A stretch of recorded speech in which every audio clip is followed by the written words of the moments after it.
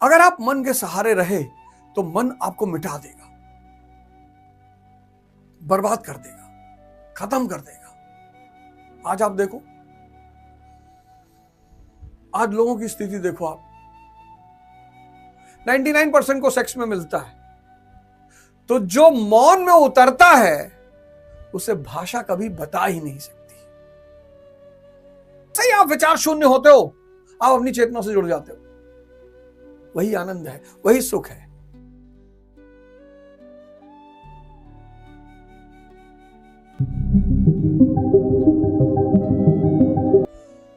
जितने लोग दुखी हैं सब अपनी वजह से है। अज्ञानता,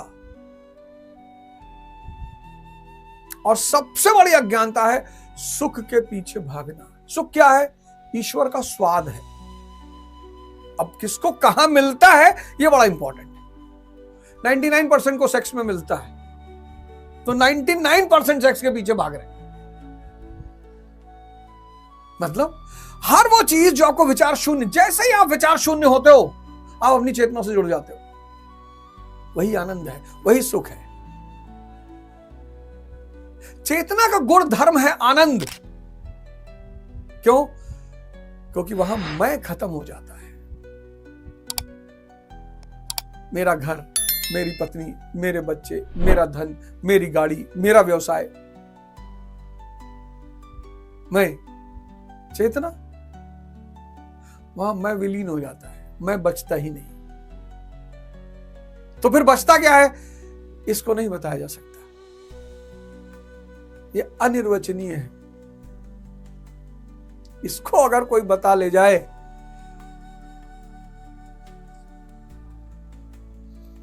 ईश्वर को शब्दों में नहीं समझाया जा सकता। क्यों? क्योंकि ईश्वर मौन में उतरता है। जब शब्द खत्म हो जाते हैं तब ईश्वर दिखता है।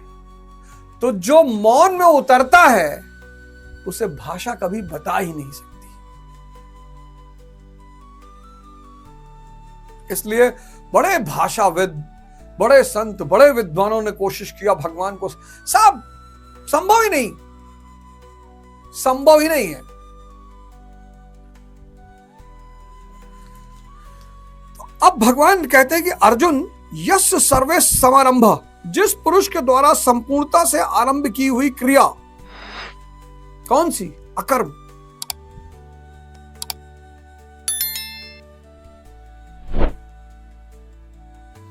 जिस पुरुष के द्वारा संपूर्णता से आरंभ की हुई क्रिया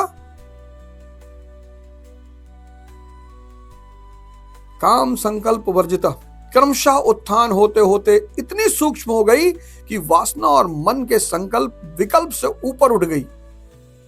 कामना और संकल्पों का निरोध होना मन की विजिता अवस्था है।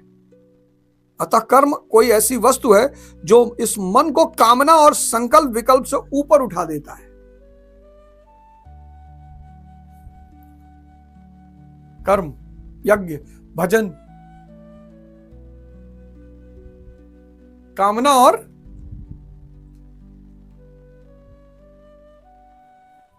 संकल्प से इस मैं को विलीन करने की प्रक्रिया का नाम है कर्म, यज्ञ, भजन, साधना। ये जो पहला चरण है कर्म, यही कठिन है, चुनौतीपूर्ण है, कठिन नहीं है। एक बार साधना करते करते करते करते करते करते करते करते करते आप अकर्म की स्थिति में आ गए, मतलब आप दृष्टा बन गए, आपको दिखाई पड़ गया कि करने वाला कौन है। उसके बाद आपने अपने मन को जीत लिया। आपका मन जो माया का गुलाम था वो अब ब्रह्म का गुलाम हो गया। उसकी डायरेक्शन बदल गई, दिशा बदल गई। मन किसकी गुलामी करता है? माया की। स्त्री ले आओ, पुरुष ले आओ, गाड़ी ले आओ, सुख, सुख ले आओ भाई। सुख मैंने कहा ईश्वर का स्वाद है, और मन कभी भरेगा नहीं। उसकी सबसे बड़ी क्वालिटी बताऊं, ये बड़े बड़े राजनेता, ये बड़े बड़े बिजनेसमैन, एपिस्टीन जैसे दलाल के चक्कर में थे, वो इनको बच्चियां मुहैया करा रहा था। ये आंतरिक रूप से कितने गरीब रहे होंगे, भिखमंगे, दरिद्र। अगर वो जो वीडियो छोटी छोटी दिखाई जाती है एपिस्टीन वाली, अगर वही वीडियो सच है तो आप अंदाजा लगा सकते हैं कि इतनी ऊंचाई पर पहुंचने के बाद भी आदमी खोखला है।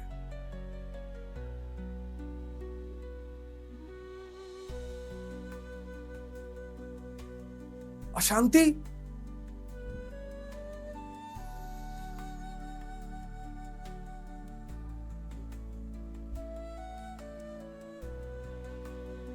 अगर आप मन के सहारे रहे तो मन आपको मिटा देगा,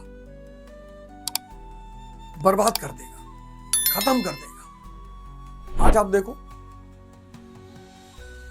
आज लोगों की स्थिति देखो आप।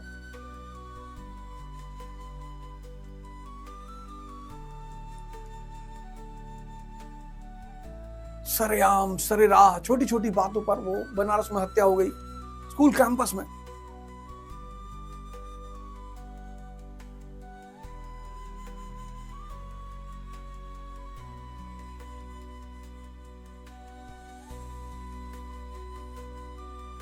कबीर दास जी मन के ऊपर इतना आक्रोशित होते हैं, कहते हैं तू है रंडी फिरे भी हंडी। कहते हैं मन के मते न चालिए, मन के मते अनेक। और आज 90% लोगों का मन बाहर भाग रहा है। तो जब वो बाहर भाग रहा है तो माया की गुलामी कर रहा है, और जब ध्यान साधना के द्वारा आपने उसे अंदर घुमा दिया तो अब वो ब्रह्म का गुलाम हो गया। कबीर दास, सूरदास, रविदास, तुलसीदास,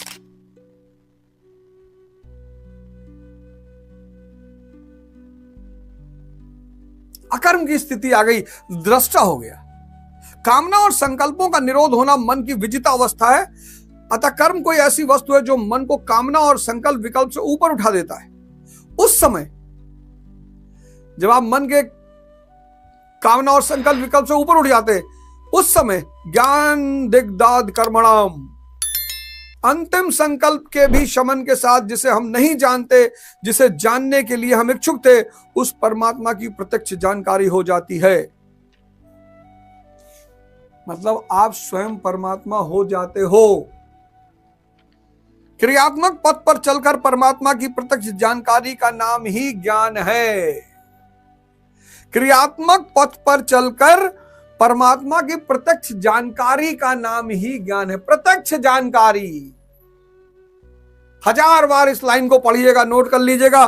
क्रियात्मक पथ पर चलकर परमात्मा की प्रत्यक्ष जानकारी का नाम ही ज्ञान है। एक बार परमात्मा से मिलन हो गया और आप ही परमात्मा हो गए, फिर कहां परेशान है आप? जय हो गुरु भगवान की। कहां परेशान है, कहां, किस बात को लेकर परेशान है? आइए साधना पथ पर, अभी भी समय है।